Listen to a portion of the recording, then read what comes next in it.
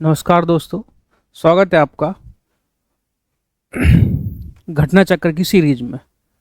आज हम लोग मॉडर्न हिस्ट्री में ब्रिटिश के द्वारा जो शिक्षा का विकास किया गया था, ब्रिटिश के माध्यम से शिक्षा को लेकर के जो जो काम किए, कुछ आयोग बनाए गए, कुछ समितियां बनाई गई थी और कुछ कॉलेजों की स्थापना की गई। तो उन्हीं से संबंधित कुछ सवालों पर, लास्ट ईयर के क्वेश्चन पर चर्चा करेंगे, है ना। और उन प्रश्नों के माध्यम से उस टॉपिक को भी समझेंगे, किस तरीके सवाल आए हुए हैं, है ना। तो ब्रिटिश के द्वारा भारत में शिक्षा का विकास, शिक्षा के मामले में जो कुछ कार्य किए गए, उनसे संबंधित आज हम सवालों को डिस्कस करेंगे। चलिए देखिए, ये हमारे सेंटर फॉर एम्बिशन का टेलीग्राम चैनल है दोस्तों, है ना, जिसमें आपको आईएएस पीसीएस से संबंधित जो भी जानकारी है ना, वो सारी जानकारी आपको इस नंबर के माध्यम से आपको मिल जाएगी। चलिए, तो हम लोग जो हैं एक करते हैं क्वेश्चन की शुरुआत। भारत में पहला क्वेश्चन है दोस्तों, भारत में अंग्रेजों ने प्रथम मदरसा कहाँ स्थापित किया था? क्लियर है? तो मदरसे की बात हो रही दोस्तों, क्लियर है। ये मदरसा जो है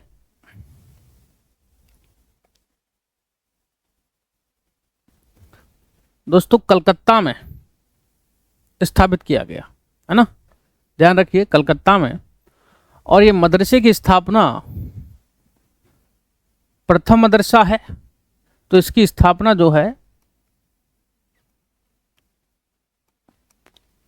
वॉरेन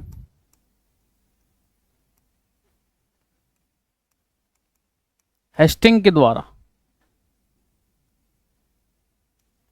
ठीक, वॉरेन हेस्टिंग के द्वारा इस मदरसे की स्थापना 1772 में हो रही है।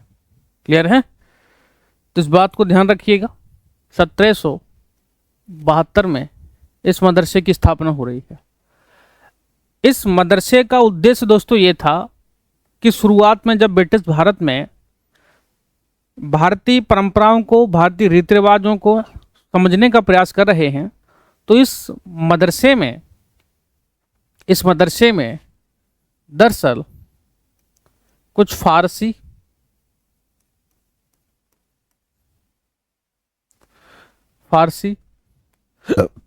ग्रंथों का अनुवाद,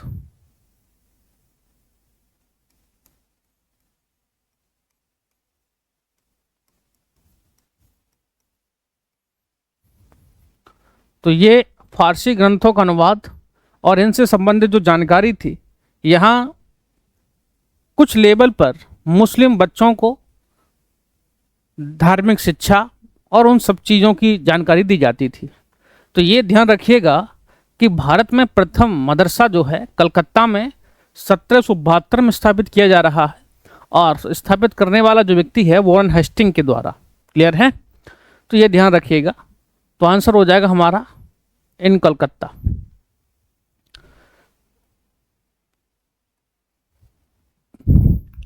नेक्स्ट क्वेश्चन है, एशियाटिक सोसाइटी ऑफ बंगाल, है ना, के संस्थापक कौन थे दोस्तों? तो एशियाटिक सोसाइटी ऑफ बंगाल जो है सर विलियम जोन्स के द्वारा, ऑप्शन नंबर होगा हमारा ए, सर विलियम जोन्स के द्वारा, है ना। अब ये एशियाटिक सोसाइटी ऑफ बंगाल, तो ध्यान रखिएगा, अगर इसकी डेट आपको ध्यान रखनी है तो 1784 में एशियाटिक सोसाइटी ऑफ बंगाल की स्थापना हो रही है। क्लियर है? और सर विलियम जोन्स इसके संस्थापक हैं, और ये स्थापना एशियाटिक सोसाइटी ऑफ बंगाल में हो रही है ना। उद्देश्य क्या है? तो एशियाटिक सोसाइटी ऑफ बंगाल का उद्देश्य है कि भारतीय वेदों को, उपनिषदों का इंग्लिश में अनुवाद करवा करके उनका अध्ययन करना। क्लियर है? तो यहाँ पर एशियाटिक सोसाइटी ऑफ बंगाल का उद्देश्य था कि भारत में वेद, है ना, उपनिषद और पुराण इन सब का अध्ययन करना था। क्लियर है? विलियम जोन्स जो हैं दरअसल भारतीय संस्कृति का अध्ययन करना चाहते थे। भारतीय संस्कृति, इंडियन कल्चर को समझने के लिए विलियम जोन्स ने दोस्तों एशियाटिक सोसाइटी ऑफ बंगाल की स्थापना की 1784 में। और इस एशियाटिक सोसाइटी ऑफ बंगाल का जो उद्देश्य था वो था कि भारतीय ग्रंथों का अध्ययन करके उसकी संस्कृति को समझना। क्लियर है? तो आपसे एशियाटिक सोसाइटी ऑफ बंगाल पूछा जाए किसके द्वारा, तो विलियम जोन्स के द्वारा। डेट ध्यान रखिए 1784 में। क्लियर है? और वो 1772 का मामला है, वॉरेन हेस्टिंग वाला। नेक्स्ट क्वेश्चन है,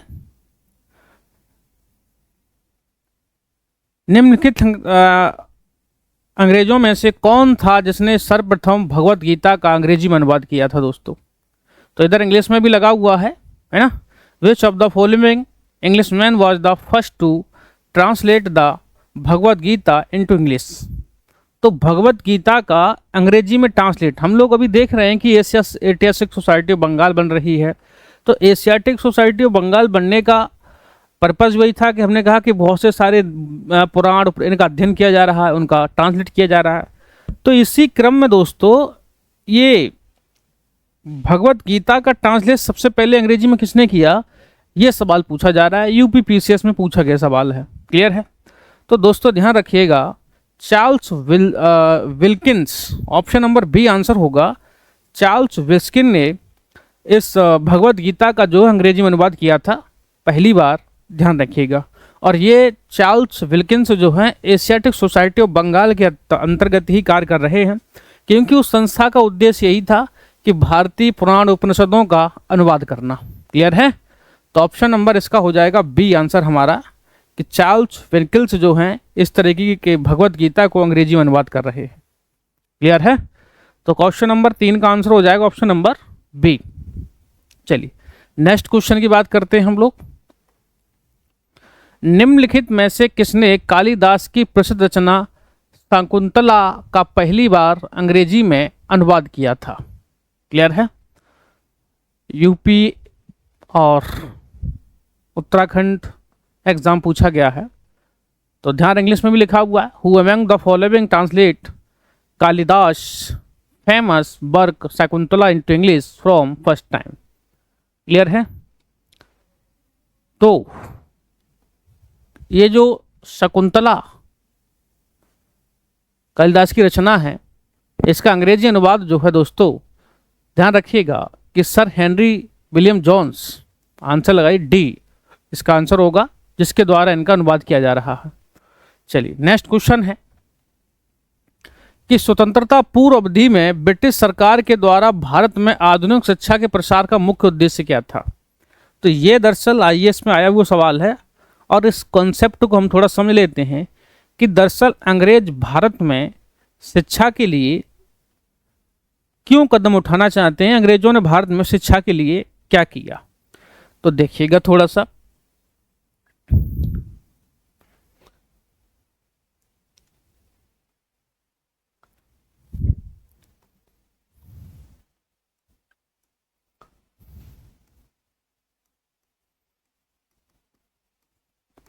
ब्रिटिश द्वारा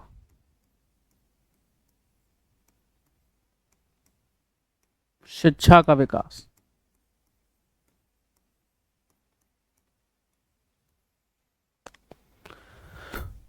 देखिए ब्रिटिश को भारत में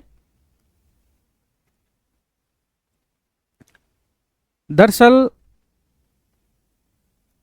एक भारतीय रंग रूप में ब्रिटिश अधिकारियों की आवश्यकता थी, है ना।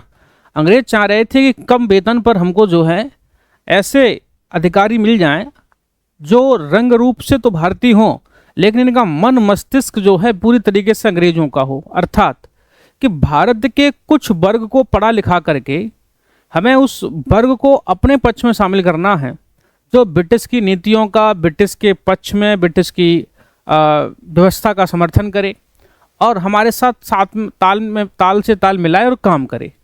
तो इसीलिए लॉर्ड मैकाले ने दोस्तों सर्वप्रथम भारत में अंग्रेजी शिक्षा की नींव रखी, है ना। 1833 में जाकर के इस तरह की चीज़ें हो रही हैं। तो दरअसल वो भारत में एक ऐसा वर्ग प्राप्त करना चाहते थे जो उनका और उनकी नीतियों का समर्थन करे। क्लियर है। इसी नीति से विलियम बेंटिंग के टाइम पर लॉर्ड मैकाले के द्वारा अंग्रेजी शिक्षा की नींव रखी गई थी।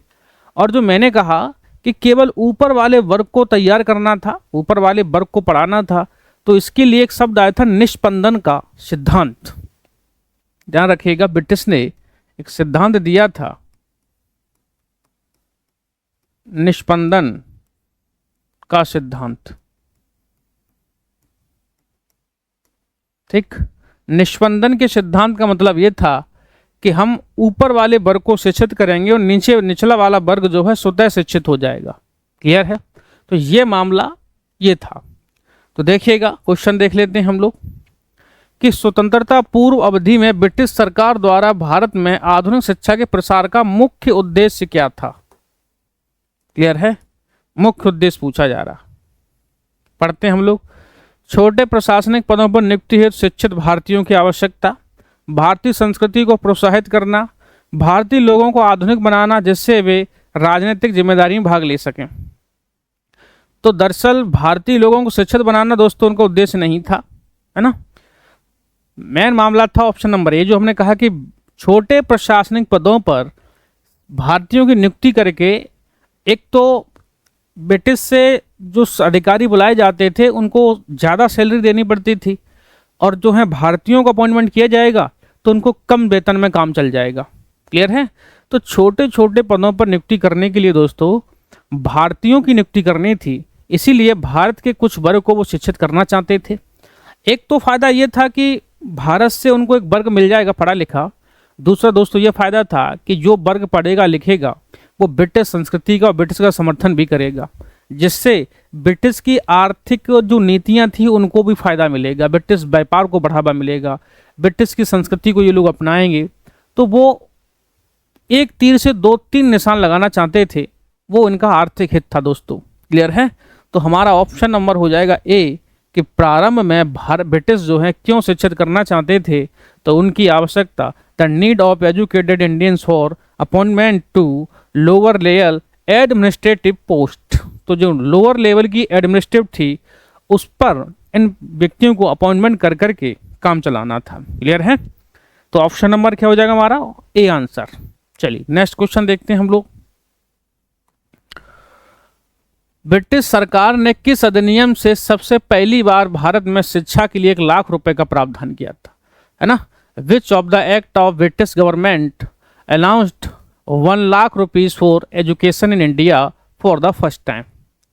वुड्स डिस्पैच 1854 है, चार्टर एक्ट 1813 है, चार्टर अधिनियम 1853 और भारतीय परिषद अधिनियम 1892। यूपीपीएससी मेंस 2009 का सवाल है, बहुत इंपॉर्टेंट सवाल है दोस्तों। ठीक, जब हम लोग ब्रिटिश का संवैधानिक विकास पढ़ते हैं तो संवैधानिक विकास में ब्रिटिश ने भारत के लिए कुछ कानून बनाए थे, और वो कानून दरअसल 1772 से चले आ रहे थे, जिसको हम लोग रेगुलेटिंग एक्ट के नाम से जानते हैं। उन्हीं एक्टों के माध्यम से कुछ सुधारवादी कार्य चले आ रहे थे, उन्हीं सुधारवादियों के परिणाम है जो एक्ट आपको दिख रहे हैं, है ना। तो इसमें कहा जा रहा है कि 1 लाख रुपए शिक्षा के लिए दोस्तों 1 लाख रुपीज जो है एजुकेशन के लिए रखे थे। तो वैसे आंसर हो जाएगा ऑप्शन नंबर बी हमारा। क्लियर है। चार्टर एक्ट 1830 में 1813 में 1 लाख रुपए शिक्षा की बात की गई थी। क्लियर है। अब 2-4 बातें और देख लीजिएगा। चार्टर एक्ट में और क्या क्या कहा गया था, चार्टर एक्ट में और कौन कौन सी बातें कही गई थी दोस्तों, तो ध्यान रखिएगा। एक तो 1813 के एक्ट में ईस्ट इंडिया कंपनी का जो व्यापारिक एक अधिकार प्राप्त था कंपनी को कि भारत में केवल ईस्ट इंडिया कंपनी व्यापार कर सकती है, तो उस कंपनी के एक अधिकार को समाप्त कर दिया गया था। क्लियर है। तो जो ईस्ट इंडिया कंपनी जो थी इसका एक अधिकार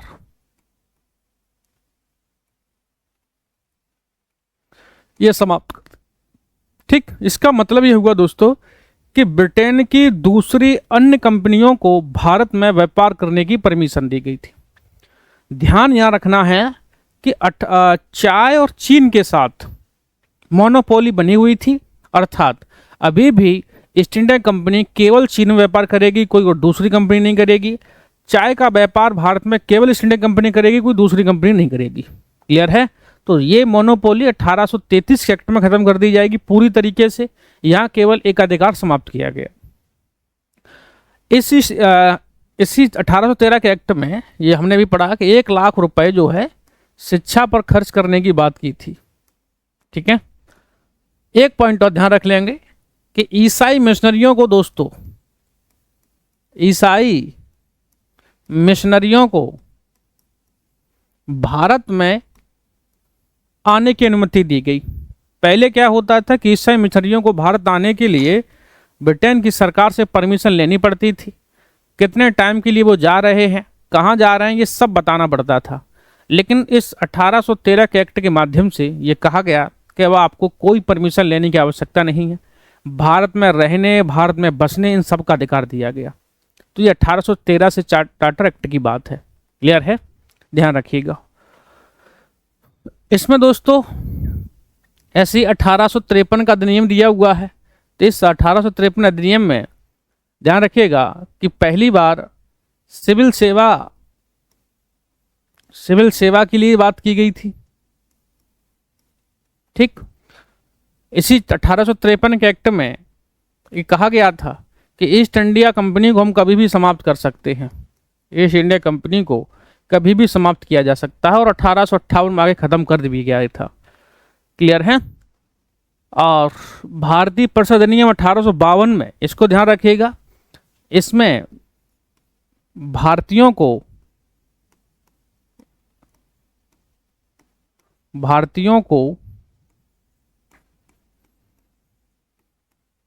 बजट पर बहस करने का अधिकार दे दिया गया।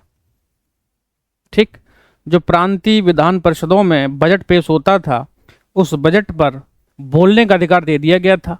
मतदान करने का अधिकार दोस्तों भी नहीं दिया गया था, है ना। तो यहाँ जो है 1892 की तरफ से ध्यान रखिएगा, बजट के बारे में मामला है। चार्ल्स वुड डिस्पैच, ये शिक्षा से संबंधित विकास है दोस्तों, ये चार्टर एक्टों में शामिल नहीं है, ये शिक्षा से संबंधित एक्ट है, वुड डिस्पैच एक्ट। क्लियर है? 1854 में आया है। इसमें विश्वविद्यालय शिक्षा का प्रावधान किया गया था। क्लियर है? अगर हम देखें तो इसमें विश्वविद्यालय की शिक्षा का प्रावधान किया गया था। विश्वविद्यालय शिक्षा का प्रावधान किया गया। शिक्षा के मामले में दोस्तों इसको मैग्ना कार्टा कहा जाता है, मैग्ना कार्टा कहा जाता है। ठीक है, लॉर्ड डलहौजी के टाइम पर एक्ट आया था, तो ध्यान रखिएगा। हमसे आंसर पूछा जा रहा था कि पहली बार 1 लाख रुपए का प्रावधान किसमें किया गया था, तो इस बात को ध्यान रखिएगा कि 1813 के एक्ट में किया गया, तो ऑप्शन नंबर बी आंसर हो जाएगा। बाकी विकल्पों के बारे में भी कुछ जानकारी हमने समझ ली है। ठीक है, चलिए नेक्स्ट अगला क्वेश्चन है वुड डिस्पैच पर ही दोस्तों, जो हमने अभी इसमें आपको बताया। तो अगला क्वेश्चन है वुड डिस्पैच के बारे में निम्नलिखित में से कौन सा कथन सत्य है। क्लियर है? पढ़ते हैं। आईएएस प्रीलिम्स 2018 में आया हुआ सवाल है दोस्तों, है ना, रिसेंटली आईएएस में आया हुआ है, मोस्ट इंपोर्टेंट है। देखिए, बाकी हमने आपको कुछ बताई बातें, कहा कि शिक्षा विश्वविद्यालय के लेवल पर थी, तो इसमें लिखा हुआ है स्टेटमेंट दूसरे विश्वविद्यालयों की स्थापना की सिफारिश की गई थी। क्लियर है? सही है, बिल्कुल। सहायता अनुदान की व्यवस्था की गई थी, बिल्कुल सही है। कहा गया था कि जो स्कूल कॉलेज जो हैं उनको निजी तौर पर अगर कोई खुलता है तो सरकार के द्वारा उसको आर्थिक मदद की जाएगी, सहायता की जाएगी। क्लियर है? तो इसका भी प्रावधान किया गया था।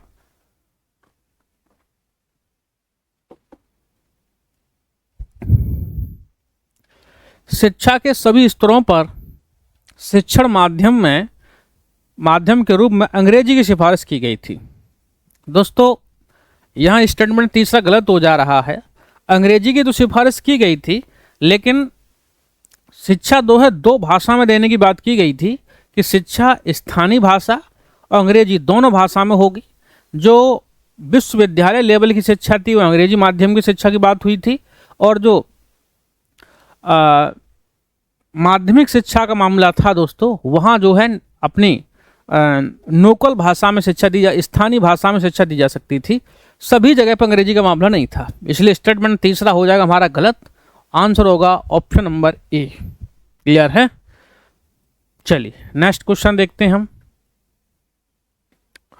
भारत में अंग्रेजी शिक्षा का मैग्ना कार्टा किसे कहा जाता है? अभी हमने आपको बताया था कि मैग्ना कार्टा किसे कहते हैं, भारत में अंग्रेजी शिक्षा का मैग्ना कार्टा, तो ये है शिक्षा board dispatch 1854, option number. Clear है? ऑप्शन नंबर बी, ध्यान रखिएगा, अभी पीछे बताया था हमने। व्हाट इज द नाउज Magna Carta of the English education system in India? तो Wood's dispatch of education 1854, option number हो जाएगा हमारा बी। ठीक, उत्तराखंड पीसीएस प्रीलिम्स 2024 में आया हुआ सवाल है। नेक्स्ट क्वेश्चन देखते हैं, झारखंड पीसीएस 2021 में आया हुआ सवाल। ये सारे के सारे सवाल दोस्तों मैंने, चाहे वो यूपी पीसीएस में पूछा है, छत्तीसगढ़ में पूछा है, उत्तराखंड में पूछा है, कहीं भी पूछा है, लेकिन टॉपिक के जितने सवाल हैं वो सारे एक साथ मर्ज कर दिए हैं। देखिएगा अगला सवाल है कि प्रथम, दोस्तों ये जो लिखा हुआ है ना और सारी चीज़ें, हंटर पर शिक्षा आयोग 1883 में बना था, हार्टोग समिति 1929 में बनी हुई है, ये भी शिक्षा से संबंधित कमीशन है दोस्तों। डेट ध्यान रखिएगा, पीसीएस जो है डेट मैचिंग करवाने के लिए देता है। ठीक है, चलिए नेक्स्ट क्वेश्चन है कि प्रथम भारतीय शिक्षा आयोग की नियुक्ति किसने और किस वर्ग में की थी, वर्ष में की थी दोस्तों? ठीक है, तो लॉर्ड रिपन ने वर्ष 1882 में, लॉर्ड विलियम बेडनवर्न ने 1885 में, लॉर्ड कर्जन ने 1905 में, लॉर्ड लिटन ने 1880 में। Who appointment of the first Indian education commission and in which year? प्रथम भारतीय शिक्षा आयोग की नियुक्ति किसने और किस वर्ष की थी? तो दोस्तों इसका आंसर होगा लॉर्ड रिपन के द्वारा 1882 में यह काम किया गया था। क्लियर है? प्रथम भारतीय शिक्षा आयोग। ठीक है, ध्यान रखिएगा, first Indian education commission, most important fact है, लॉर्ड रिपन ने 1882 में इसकी स्थापना की थी। नेक्स्ट कौन सा क्वेश्चन है हमारा, नेशनल काउंसिल ऑफ एजुकेशन की स्थापना कब की गई थी, है ना? When was the national council of education established? ये नेशनल काउंसिल ऑफ एजुकेशन दोस्तों जो है, इसकी स्थापना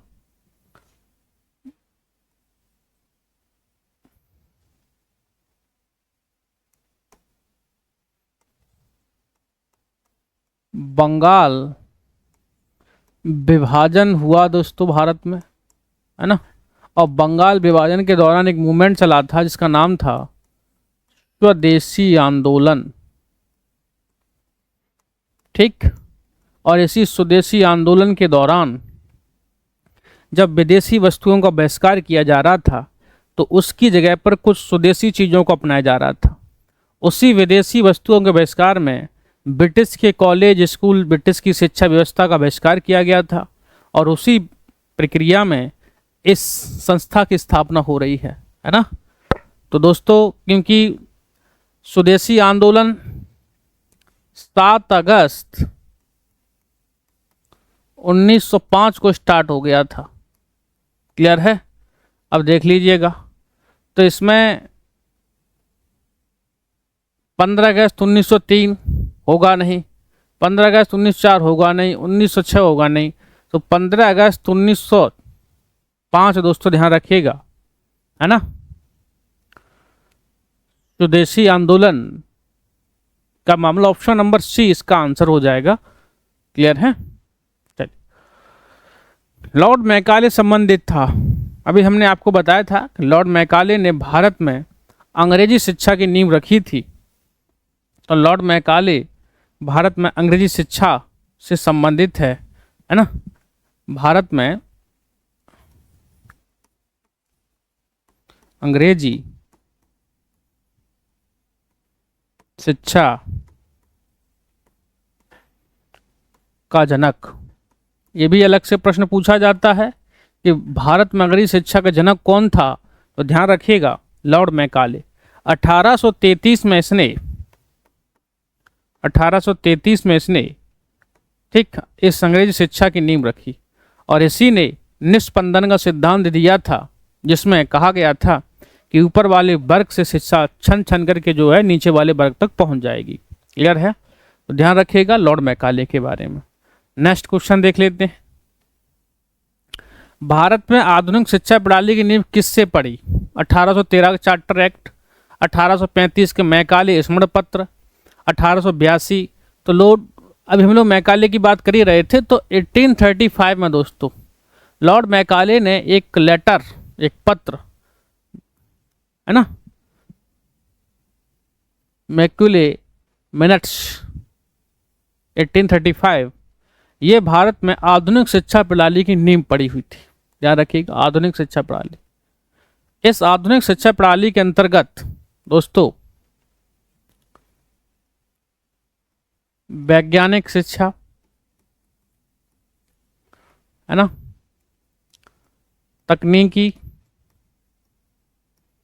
तकनीकी और व्यावसायिक शिक्षा पर जोर दिया गया था।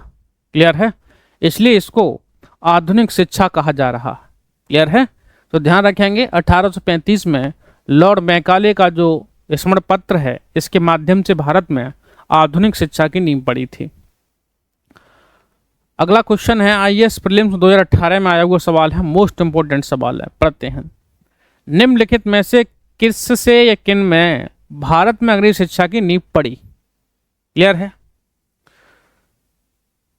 1813 का charter act, general committee of public instruction 1823,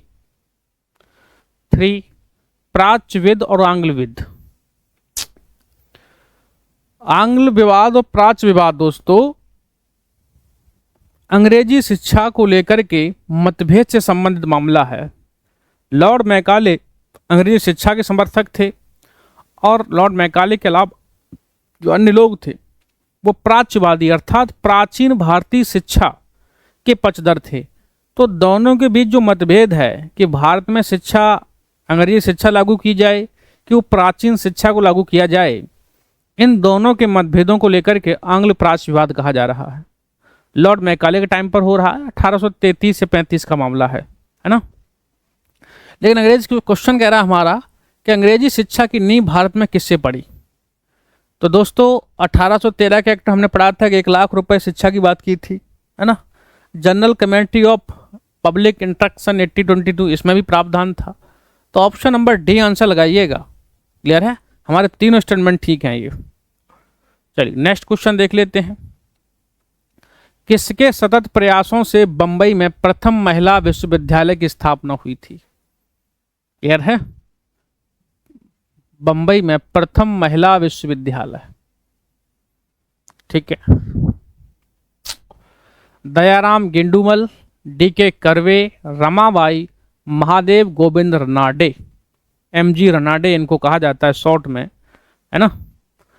तो बंबई में प्रथम महिला विद्यालय दोस्तों, है ना, मोस्ट इंपोर्टेंट फैक्ट है, बंबई में प्रथम विद्यालय। तो ये डीके कर्वे का नाम ध्यान रखिएगा। डीके कर्वे जो है कलकत्ता विश्वविद्यालय के प्रोफेसर भी रहे हैं और इन्होंने जो है आधुनिक शिक्षा या आधुनिक युवाओं को लेकर के कई सारी चीज़ों को जागरूकता पर लेकर के काम किया, है ना। तो इनको जो है इस मामले से जाना जाता है, तो डीके कर्वे का नाम ध्यान रखेंगे। नेक्स्ट, डेविड हेयर अलेक्जेंडर डफ के साथ मिलकर निम्नलिखित में से किसने कलकत्ता में हिंदू कॉलेज की स्थापना की थी? बहुत इंपॉर्टेंट क्वेश्चन है दोस्तों, आईएएस प्री 2009 में क्वेश्चन आया है ना। तो ध्यान रखिएगा डेविड हेयर और अलेक्जेंडर डफ। डेविड हेयर और अलेक्जेंडर डफ ये दोनों ही फ्रांसीसी राइटर हैं, ठीक, ध्यान रखिएगा। कौन है ये?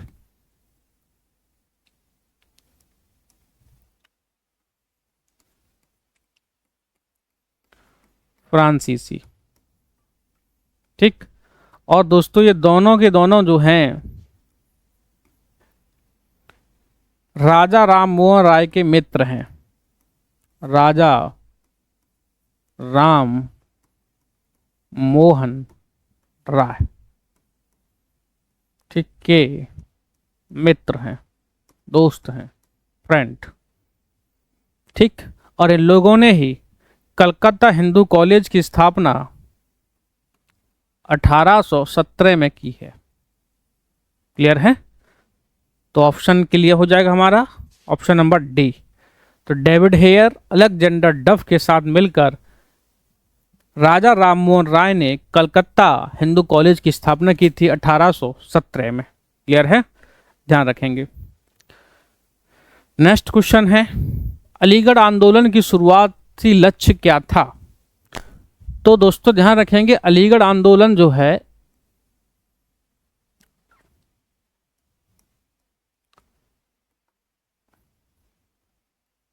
अठारह 75 में शुरू हो रहा है, ठीक।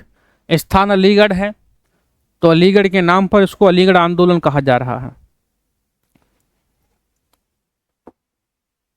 इस आंदोलन के जो प्रेता हैं, इस आंदोलन को जो चलाने और नेतृत्व करता है, इसके ध्यान रखिएगा, सर सैयद अहमद खां। सर सैयद अहमद खां। तो सर सैयद अहमद खां के द्वारा ये आंदोलन चला 1875 में।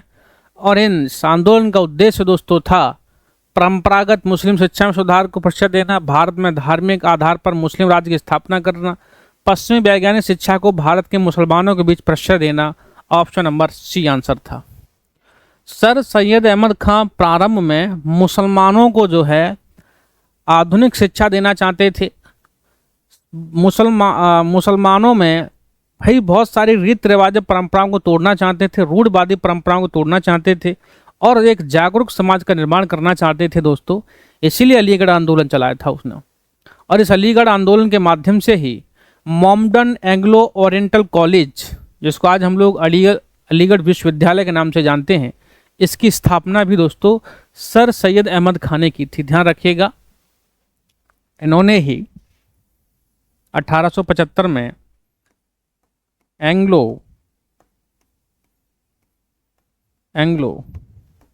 ओरिएंटल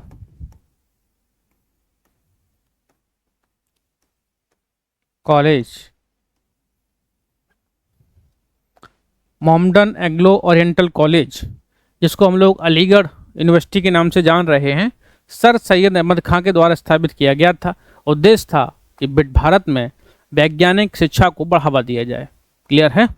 चलिए नेक्स्ट क्वेश्चन है, ऑप्शन नंबर सी हो जाएगा। ध्यान रखिए इसका आंसर। भारत में आईएएस प्रीलिम्स 2018 का सवाल है।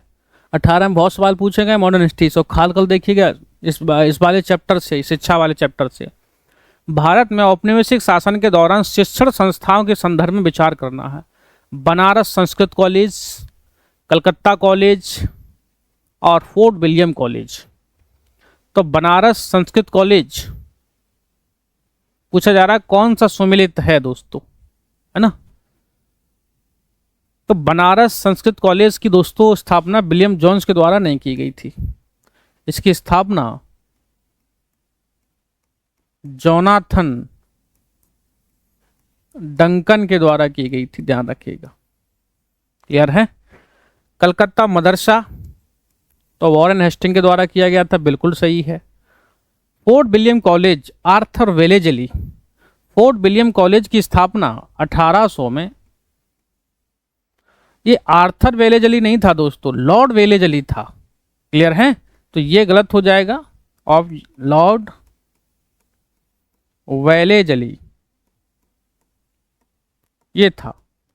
तो ऑप्शन नंबर ए गलत हो गया, ऑप्शन नंबर तीसरा गलत हो गया। आंसर बच्चे को ऑप्शन नंबर बी, केवल 2 सही है इसमें, है ना। फोर्ट विलियम कॉलेज की स्थापना लॉर्ड वेलेजली ने किस पर्पज से की थी, ये भी ध्यान रखिएगा। तो भारत में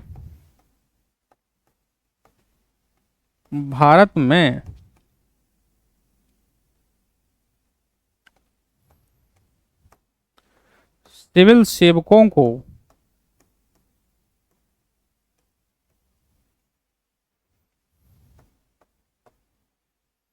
प्रशिक्षण देने हेतु। क्लियर है? लॉर्ड वेलेस्ली के द्वारा 1800 में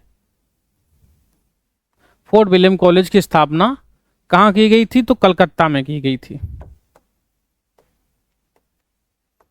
कलकत्ता में की गई थी। ठीक, ध्यान रखिएगा। तो ये ऑप्शन नंबर हो जाएगा, ऑप्शन नंबर बी। चलिए नेक्स्ट क्वेश्चन है,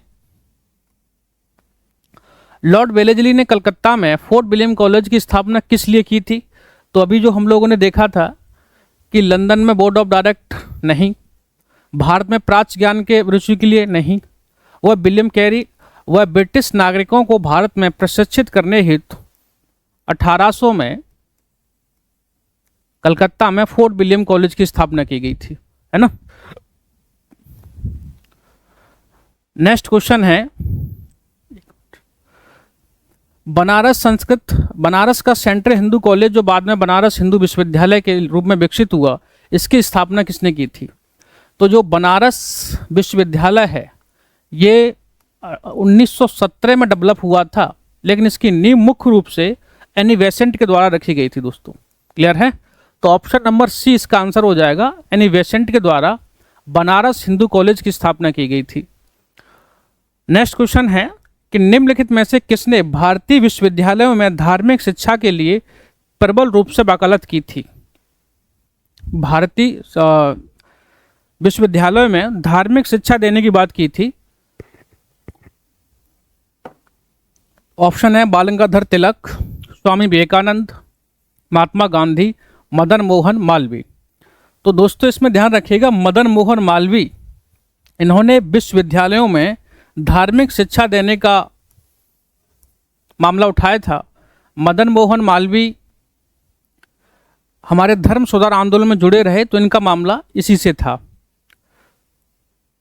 नेक्स्ट क्वेश्चन है कि बनारस का सेंट्रल हिंदू कॉलेज जो बाद में ये हो गया था।